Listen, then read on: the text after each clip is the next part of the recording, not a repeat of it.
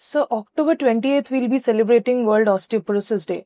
So sir, as we all know, our Indian women population jota, they are more susceptible to osteoporosis in the late 50s. आमे जहाँ जानी चे. तो तारो major reason कौन था? आउ sir, as a female, how do they differentiate कि तांगर सेटा normal joint pain बा arthritis pain हो, it is leading to osteoporosis बोले. तो आमे जत्ते बेले osteoporosis रो शब्द नौचे तार फास्ट जानिबा दरकार ऑस्टियोपोरोसिस कोन हाडर जदी स्ट्रेंथ समय क्रमे कमी जाउची ताको हमें ऑस्टियोपोरोसिस कहउचंती एवं ऑस्टियोपोरोसिस रे both male and female both are affected वर्तमान क्वेश्चन होची why female are more susceptible and why female are early susceptible जदी आपण लेट 50 जोंडा आगरु हमें कहउथिले किंतु एबे recent 2025 data कहूची in early 40s Indian female are susceptible to osteoporosis and male are susceptible for osteoporosis as compared to female 5 years later. जदि गोटे 40 समान health body habits रो समान diet समान लाइफस्टाइल रो जदि हमें मेल और फीमेल कंपेयर करिवा जदि 40 वर्ष रे फीमेल को ऑस्टियोपोरोसिस होची 45 रे मेल को है यार मेन रीजन होची हार्मोनल काहे की आमे जो हाडर स्ट्रेंथ जो मिनरलाइजेशंस स्ट्रेंथ जहां आमे भी कहूचू से जो साइकिल अछि बायोकेमिकल साइकिल से साइकिल पई एक तो न्यूट्रिएंट दरकार दुई रो न्यूरो हार्मोनल कोऑर्डिनेशन दरकार एवं बहुत गुडाय hormone different chain of cycle रे रिएक्शन कले ही से मिनरल जाई बोन रे डिपोजिट जेहेतु आमर फीमेल मानकर hormonal changes something different from male तेनु female are more susceptible for osteoporosis second आउ गुटे रीजन जदि आमे कहिबा one hormone which is more dominant and predominant in male that is testosterone which also keep bone healthier सेथि पई female are more susceptible next point जदि हम discussion करिबा why Indian female are susceptible काहे ना मो इंडियन फीमेल मानकर एक तो डाइट शेड्यूल बहुत खराब थाई लाइफस्टाइल लाइक बसिबा उठिबा काम करिवार शैली बहुत डिस्टर्ब थाई सो से माने आउटिके आमे जदि वर्ल्ड वाइड कंपेयर करू Indian female are more susceptible for osteoporosis in early age in severity and later on complications also. Okay. Sir, tale ude general ude female, how will she know that now she requires a medical intervention ki tar sera osteoporosis adu ko jauchi boli tar that is not a general or normal pain boli. First jinso janibar अछि जनक mind रे केते बेले आसीबो कि मु osteoporosis रे आक्रांत अछि कि वर्तमान जदि आपन को केतेटा मु जनरल सिम्पटम्स कहूची जदि से सब आपन को देखा जाउची एवं आपन को बयस 40 क्रॉस करलानी ताहले आपन ए सब जानिबा दरकार प्रथम जिंस होची जनरलाइज्ड वीकनेस जदि आपन को पाखरे जनरलाइज्ड वीकनेस अछि सपोज आपन 10 इयर्स आगरु आधा घंटे छिडा हेई कोन गुटे घरुई काम करि पारुथिले कंफर्टेबली आ आजि सेई काम करला बेल को आपन को असुविधा फील होची आपन को थ्रेशोल्ड लेवल हमर थ्रेशोल्ड लेवल समस्तकर डिफरेंट तो जने सहीबाटा अलगा जिंस किंतु जदि ताकू प्रॉब्लम लागुची फर्स्ट जिंस जनरलाइज्ड वीकनेस जदि रहउची check whether your bone strength is decreased or not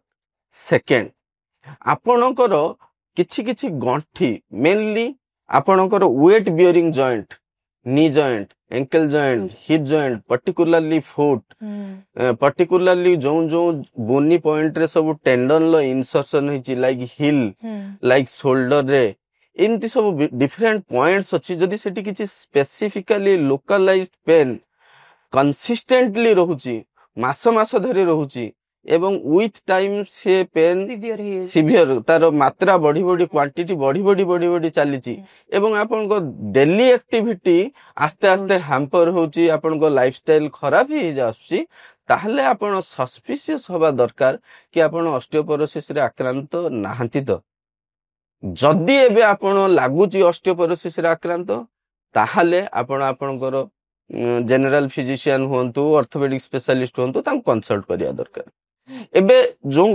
प्रश्नटी आपण पचारले जे कोन स्क्रीनिंग टेस्ट कले आपण जानि परिबे ऑस्टियोपोरोसिस अछि कि नै 90% I can tell more than 90% of patient of osteoporosis can be diagnosed with history and clinical examination. Okay. बहुत कम टाइम रे हमको किसी टेस्ट दरकार हुए. ये टेस्ट पुनी दी प्रकार रो. गोटे टेस्ट स्पेसिफिक टू ऑस्टियोपोरोसिस हाडर सांद्रता बा जो गुटे हमर डेंसिटी से डेंसिटी केते अछि ताकू मापिबा पई हमर मशीन्स अछि. जेमति आपण ना सुनिथिबे bone marrow density test BMD test आउ टिके स्पेसिफिक गले डेक्सा स्कैन एमति सब टेस्ट अछि. बट एटा होची क्वांटिफाई करिया पई.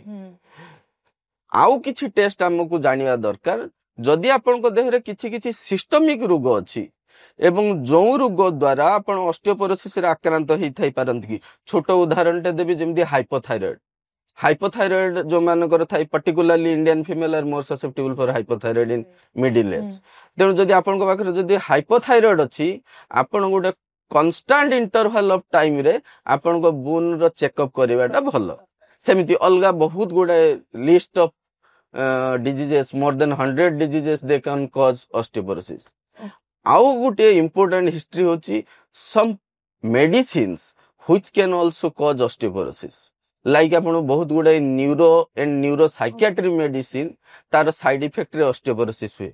तेणु जदि आपण किछि मेडिसिन नौचंती ताकू एक्सप्रेस करंतु आपण को डॉक्टर को सामने रे ताकि से जानि परिबे कि सेही मेडिसिन ले ऑस्टियोपोरोसिस हुए तार प्रिवेंशन पई देबे. किछि रोग जदि आपण को पाखरे अछि ताकू चेक करांतु.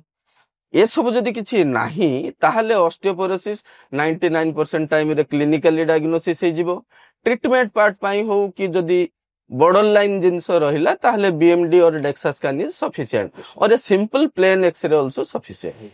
सर ऑस्टियोपोरोसिस ता कोन फैमिली हिस्ट्री रे जदि ऑस्टियोपोरोसिस थिवो does that come in the next generation सेमति किछ अछि? एक्जेक्टली एज रिलेटेड बा डिजेनरेटिव. एक्चुअली ऑस्टियोपोरोसिस रो गुडे मेजर कंपोनेंट होची डिजेनरेटिव एज रिलेटेड. आमे जो सिस्टमिक प्रॉब्लम को जदि बाद दबा ताहले इट्स नॉट डिजेनरेटिव. प्रश्न माने समस्त को मन रे प्रश्न आसे काहे कि मो मां को 60-70 हला बेल को तांको ऑस्टियोपोरोसिस हेतिला. मते 50-60 हला बेल को म तो किछि किछि आक्रांत थिबी. तेणु मो मां को थिला मते हिथिबो मो बापा को थिला मते हिथिबो एम्ति हमें भाबू. किंतु सेमति जेनेटिकली किछि प्रीडिस्पोजिशन एम्ति जोंटा हम स्टैंडर्ड ऑस्टियोपोरोसिस जिनसडा डिस्कशन करछे सेथिरे नाही. किंतु जोंटा disease associated systemic cause background रे थाई कि जोंटा थाई तार जेनेटिक कोरिलेशन करी हबो. सर जदि हम जेमति कथा होचे about Indian women population post menopausal phase जोटा थाए like in their 50s age I say again सेही टाइम रे सर जो जो चेंजेस कोन कोन मॉडिफिकेशन करिबा दरकार सो दैट आउ काइना एया थाए जे पोस्ट मेनोपॉजल माने you are inevitable to osteoporosis. It will happen in any way. It will happen जेंति आपण कहले हार्मोनल चेंजेस जो गु हुए तो सेथरे कोन कोन मॉडिफिकेशन बा लाइफस्टाइल मॉडिफिकेशन करिबा दरकार to prevent that osteoporosis in that age. Actually आपण जोंटा कहले post menopausal I am just coming before that peri menopausal. आपण जदी सेति की आपण को पाखरे ऑस्टियोपोरोसिस रो किछि किछि साम्यक नॉलेज अछि गुडे सोसाइटी रे स्प्रेड दैट नॉलेज ताकि जते बेले पेरी मेनोपॉजल एज आसुची आमे सेते बेलु हमरो हार्मोनल चेकअप करिया दरकार. जदी हार्मोनल डिसबैलेंस अधिक रहुची ताहले we need to take hormonal therapies right ताकू बैलेंस करिया दरकार. नंबर 1. नंबर 2 जदि आपण को पाखरे ऑस्टियोपोरोसिस रो प्रारंभिक सिम्पटम्स आसुची ताहले किछिटा जिंस आपण को लाइफस्टाइल ले चेंज होवा दरकार. जेमिति पोस्चुरल करेक्शन, जेमिति डाइट, जेमिति ओजन बीएमआई आपण को हाइट वेट आपण को कंट्रोल ले रहना दरकार.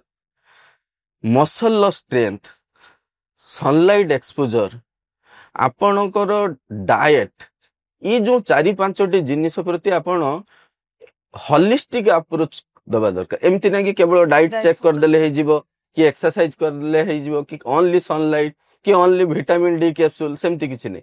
जदि आपण ए सबु जिनिस प्रति ध्यान दउचंती ताहले आपणकर बयस अनुसार जति कि हाड दुर्बल होबा कथा ता डिले हे जिवो. You can not prevent it okay but you are like you can live a pain free life due to osteoporosis till your 80-90s.